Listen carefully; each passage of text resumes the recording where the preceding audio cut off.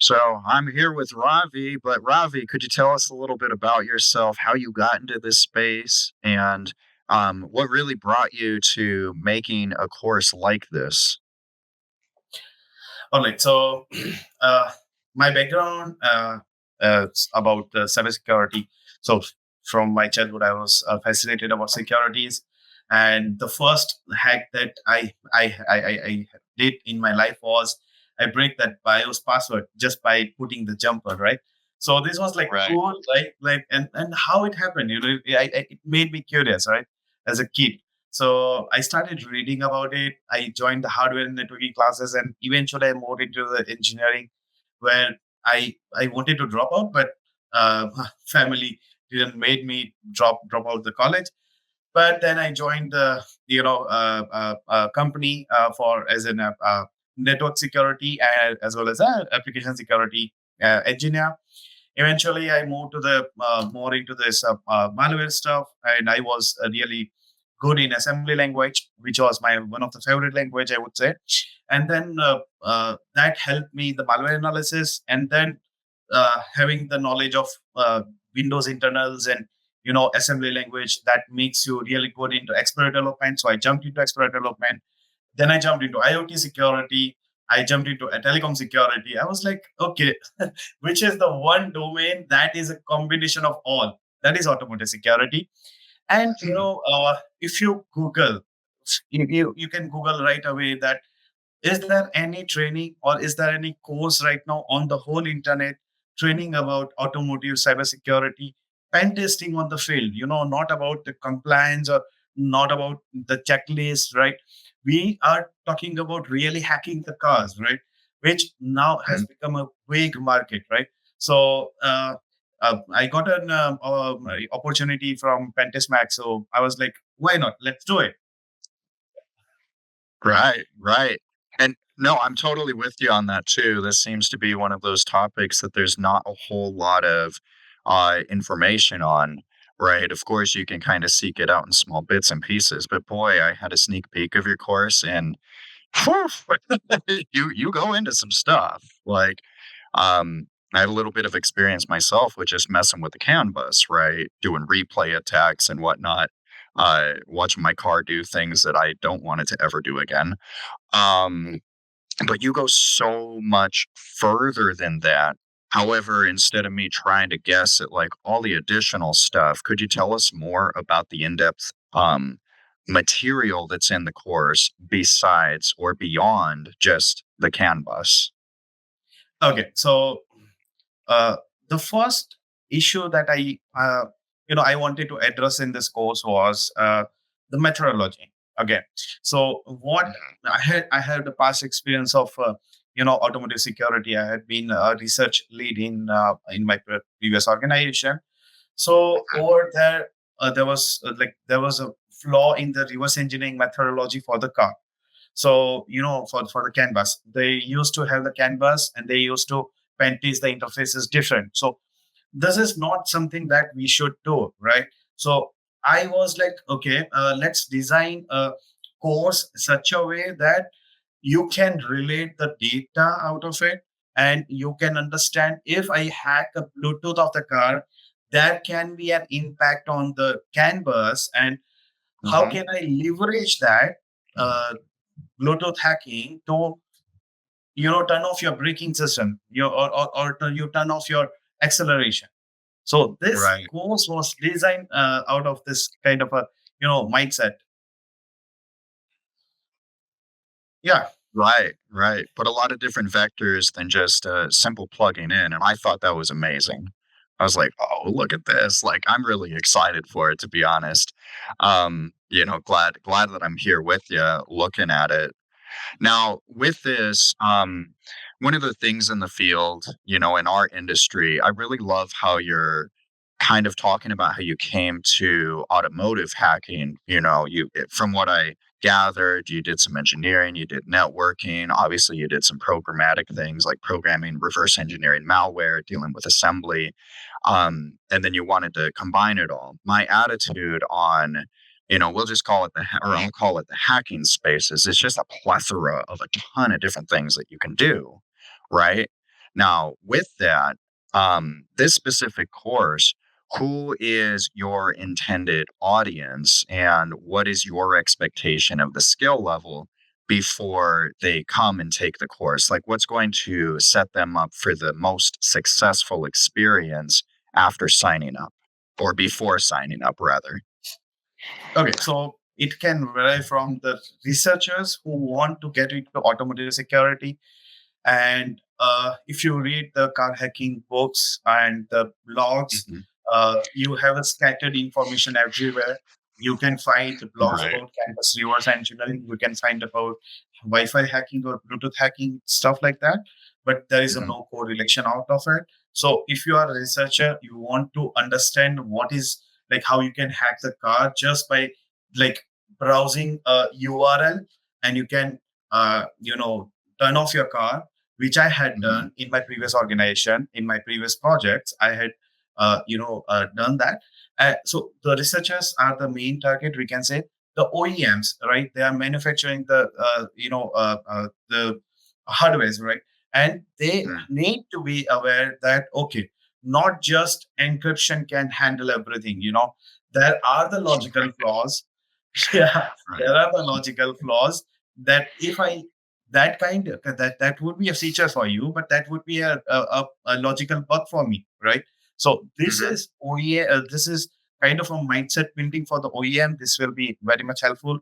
This can again target the vehicle manufacturers because they have to integrate all those hardwares into their vehicles. And as you know, Mhm. that a car can have more than 100 of the ECOs in the distributed network. So I Mhm. explained that network types, the distribution, and what you have to target according to that distribution and according to that topology. So this is for the vehicle manufacturers as well. And it can go on, right? Yeah. Yeah, sure. I mean, a lot of us hackers here, like I said, we just get into all sorts of things and then, oh, I should go hack a car too, because you can do that. So, Yeah. for sure. But one of my gearings in education as well is, it's called scaffolding. You take somewhere from the knowledge that they know and they build you up.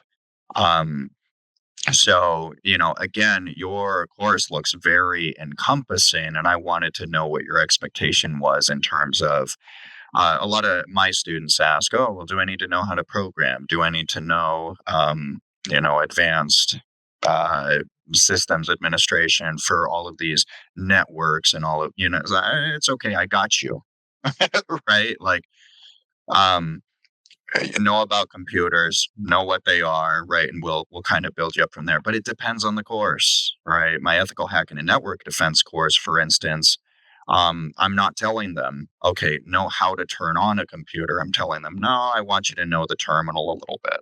I want you to know operating systems a little bit. Go through. I need you to know a little bit about networking. So, um, but this is such a fascinating arena, I think, that and correct me if I'm wrong in my thinking, but this particular arena can there's a spot for everybody, right? There's spots for the researchers obviously like you, but there's also spots for people who are curious about it and starting out, right? And the whole point for you developing the course is to learn. so Exactly. so yeah, I mean, obviously don't like know all of automotive hacking and then get the course and be like, oh, okay, I'm good. No, no, no. And the what you're talking about, the collation of things, because yes, the value of a course, in my opinion, is the efficient gathering of the knowledge and the information and that instruction where the learner doesn't have to go seek it out themselves. Because, yeah, you can seek out all of the pieces of information. You could take 2 years doing that. But you've done a really big thing of doing it. It's done. You don't have to spend 2 years. You sit down and you go through the course accordingly. Like really incredible, man. I'm really, yeah, I hope that people see like what an incredible value that collation of material and the content is. With this though, one of the other things that I get asked a lot is I'm learning this and I'd like to do this as a job. I'd like to do this in the industry outside of, just the curiosity or just the interest of it. So, what can someone do with the knowledge from your course to implement this into a career? Okay, so definitely the knowledge doesn't go waste, right? So this is the training the combine of everything, like Hmm. irrespective of network, irrespective of web application, if irrespective of API, irrespective of application security, you know the network security. Because we had done Ethernet testing as well, but yeah, contextually to the Right. automotive, we had done the canvas, as you know, we had done the firmware reverse engineering. So yes, you can do the IoT security. You Hmm. will learn the IoT security. Not even that, you will learn the fuzzing. You will learn the browser fuzzing. So how you can crash the browser. Yeah, take it that do RCE, craft your RCE so that you can send the particular CAN packet, and that CAN packet will crash your car, which I Hmm. had already included in the course. And Right.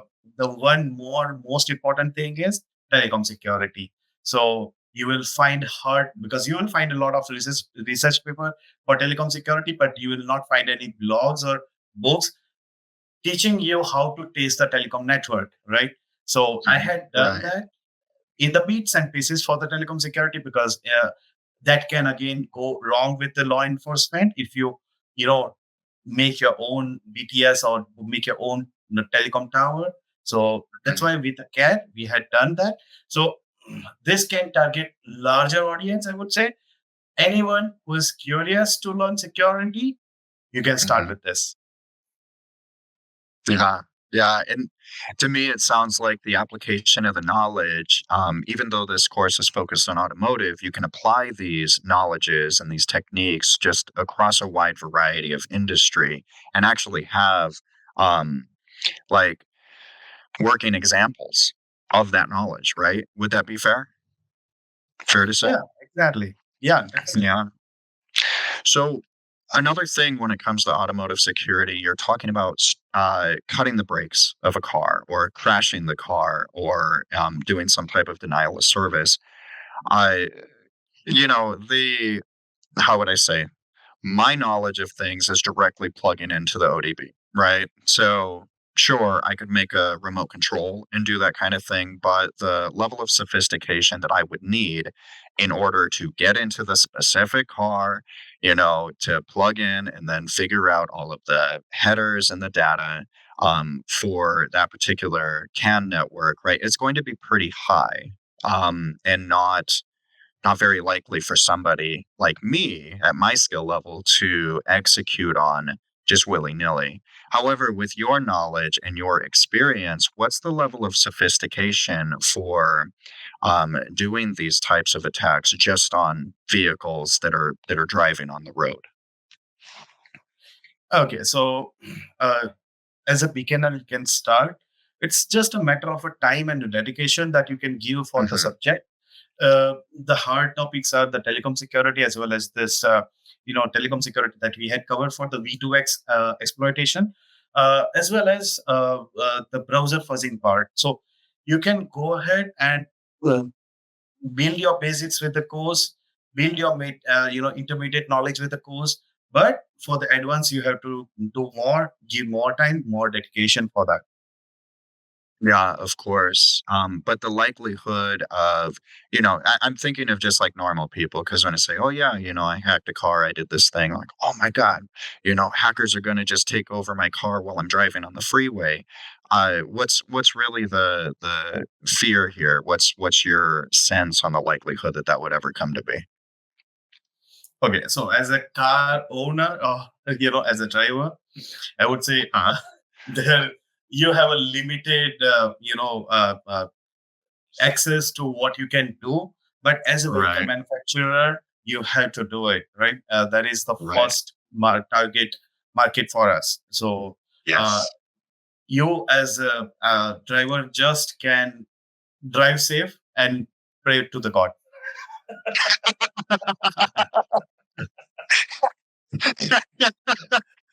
But sometimes, with this as well, an example that I like to just muse about is autonomous vehicles, right? So we see that vehicles are driving themselves, or there's some person that's sitting in the driver's seat looking really bored because they're just making sure it doesn't crash into anything. Their job is literally, I'll put my hands on the wheel if it starts veering off, or, take control if I absolutely need to.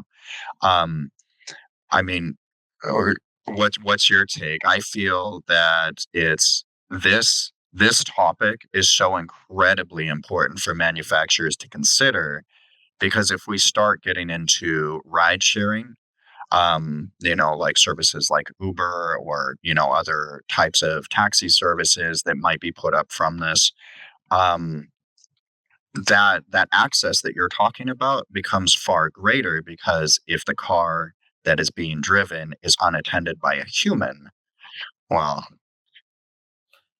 a malicious actor is a person who can take physical action, if no one else is present, right? Right. Or what's So your take? Do autonomous vehicles, are they considering this? And does it change? yes, so autonomous vehicle is going to be the biggest target for automotive security researchers, and definitely. So now you are having the cars which are driverless. Right. Softwares are running. Yeah, softwares are running the car, and where there is a software, there is a vulnerability. As simple as that, right? Hmm. So Absolutely. So this autonomous automotive market is going to be the biggest, and that is looking at the trend, looking at the need. Vehicle manufacturers have become serious. They are hiring people. They are making them work, do the pen testing.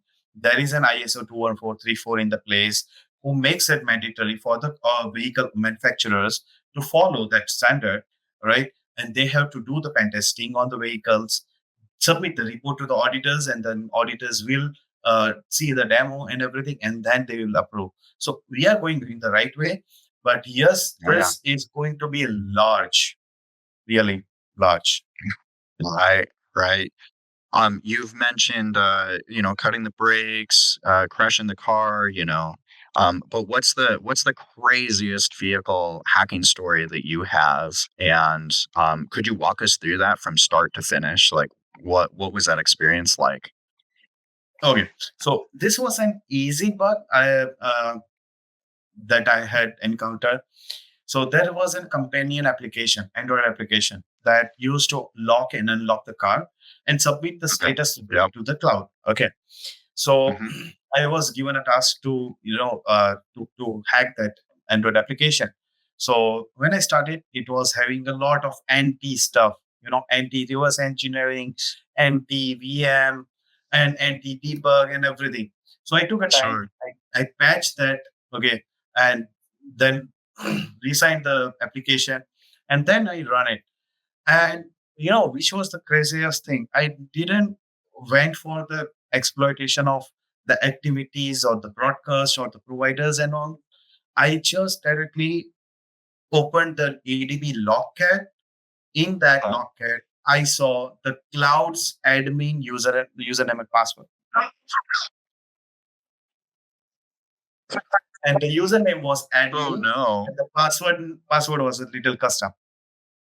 Oh my God. You're kidding me. This is real stuff. That's awful, man. But the The CEO of crazy that things we see, huh? vehicle manufacturer appreciated my work, but she was crazy after the developers. Like, how can you make the username admin? Come on, guys. Right, right. And on top of that, the fact that you just found it inside of the utility, right? I talk about hard coding passwords all the time. Just don't do it. Just don't do it. Why don't we do it, Robbie? Well, because here you are, for crying out loud, saying you saw it, admin, and then there's the password right there. Just And the because. second most craziest thing that we did was Mhm, we were on the on-site, and I was doing the browser fuzzing on the head unit, the Android Auto, and mhm, I write the exploit for the like for the DOM, the DOM of browser, right?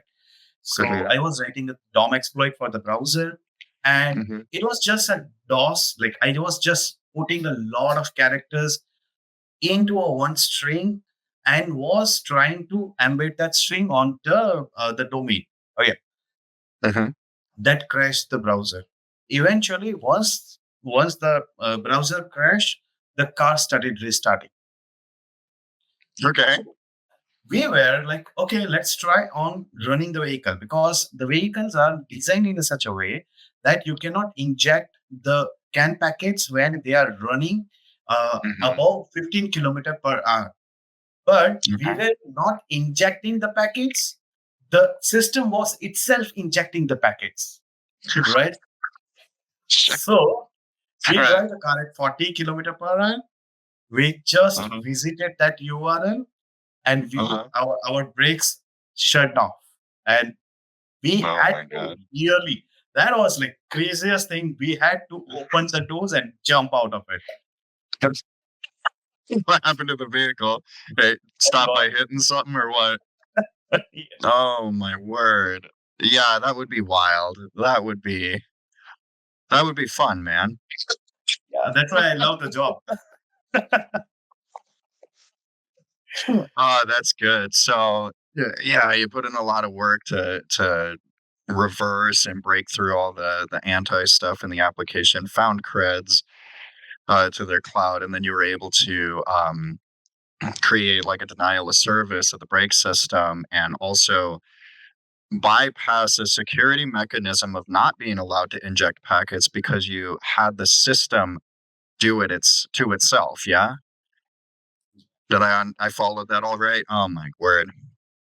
Oh geez. So I do see a question. I know that Bartek wanted to field the questions, but this is one I feel is pretty important. Somebody asked if there's any programming experience that you require prior to joining this course. What's your take on that? Okay, so in the two segment, you will require the programming, not Hmm. extensive, I would say. In where if you are building a product for automotive security, I would say defensive side. Like I had recorded a video I had shown in the course about how you can make an IDS system for the CAN, and I was able to detect the buffer, sorry, I would say replay attacks and all.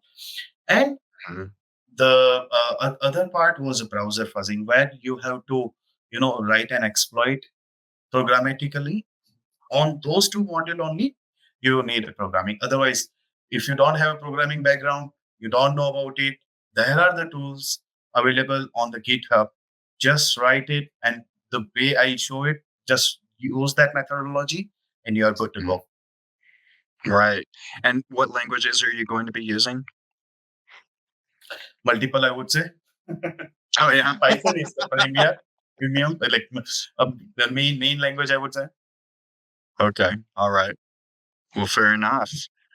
Is there anything that you wanted to tell your upcoming students or people who are interested in joining your course? Um, Anything you wanted to impart with them? So this is the I want to convey a message that you will never regret uh, uh, by joining this course. You will have the best time, best learning, and automotive is a field that is a correlation of every damn field: IoT, hardware, software security, application security, or network security, or telecom security. So you will learn all those domains in the course. So you will love it, enjoy it. Thank you. All right. Well, Ravi, that's all I had for you. I saw the course. I see how much you're breaking it down, so many things that you're doing. Very excited. It was a pleasure being able to meet you and talk with you. And the best of luck to you, man. Same here, same here.